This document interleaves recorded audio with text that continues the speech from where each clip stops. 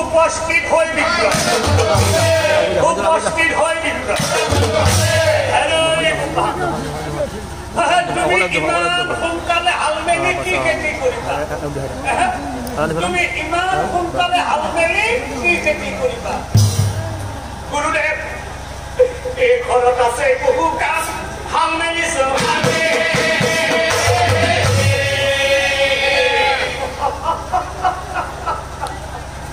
ব্ৰাহ্মণ বিনাৰায়ণ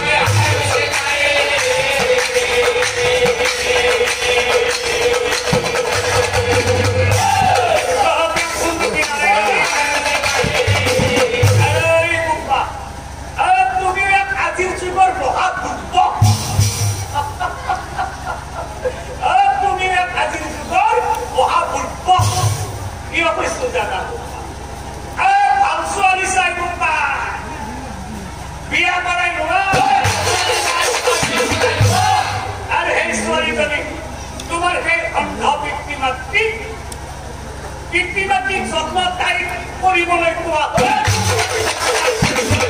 মানে তোমাৰো মংগল হ'ব আৰু সেই অন্ধ পিতৃমাতৃৰো মংগল হ'ব কি ক'লে গুৰুদেৱ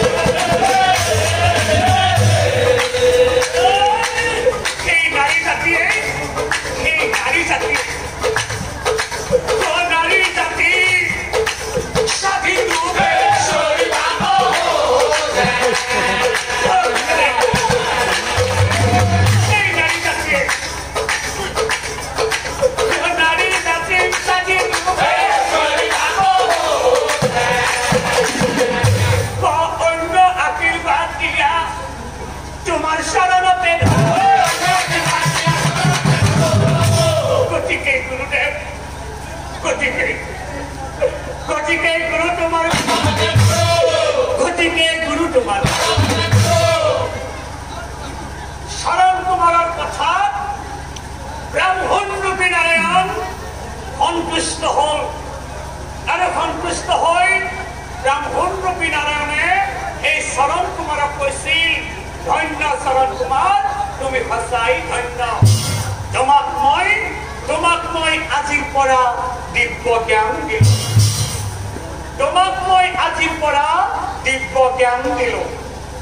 আজিৰ পৰা তোমাৰ ওচৰত যিয়ে আহিব তেওঁ কিয় আহিছে তেওঁ কোন তেওঁৰ নাম কি তুমি সকলোবোৰ আগতেই গম পাবা সেয়েহে আজিৰ পৰা মই তোমাক দিব্য জ্ঞান দিলো লগে লগে ব্ৰাহ্মণ নাৰায়ণ অন্তৰ্ধান হল কিন্তু এইফালে চৰণ কুমাৰে কি কৰি আছিল দণ্ডবতে পৰি আছিল চৰণ কুমাৰ শীঘ্ৰে উঠি চকু মেলি সন্মুখত কোনো নাই ব্ৰাহ্মণ ৰূপী নাৰায়ণ অন্তৰ্ধান হল দিব্য জ্ঞান পাই চৰণ কুমাৰৰ বুজিবলৈ বাকী নাথাকিল এইজন যে ব্ৰাহ্মণ ৰূপী নাৰায়ণ আছিল চৰণ কুমাৰৰ বুজিবলৈ আৰু বাকী নাথাকিল হে প্ৰভু নাৰায়ণ তুমি কিয় গুচি গলা তুমি আহি দেখা দিলা দেখা দি কিয় গুচি গলা মই তোমাক চিনি নাপালো হে প্ৰভু নাৰায়ণ তুমি কলৈ গুচি গলা তুমি কলৈ গুচি গলা प्रभु नारायण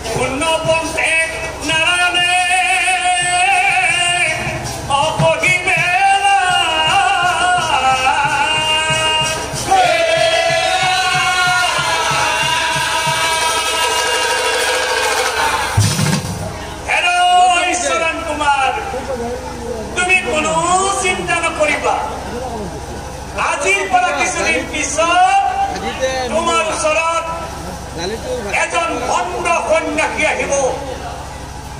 তোৰ হন্তে সি পাব জ্ঞান তোৰ হন্তে সি পাব জ্ঞান আৰু তেতিয়াই তোৰ পিতৃ মাতৃয়ে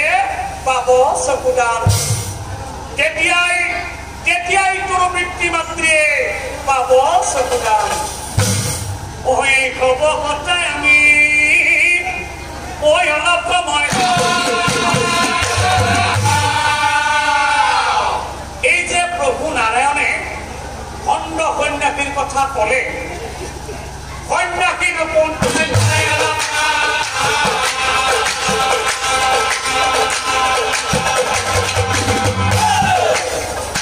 সন্ন্যাসী রূপণ আছিল ও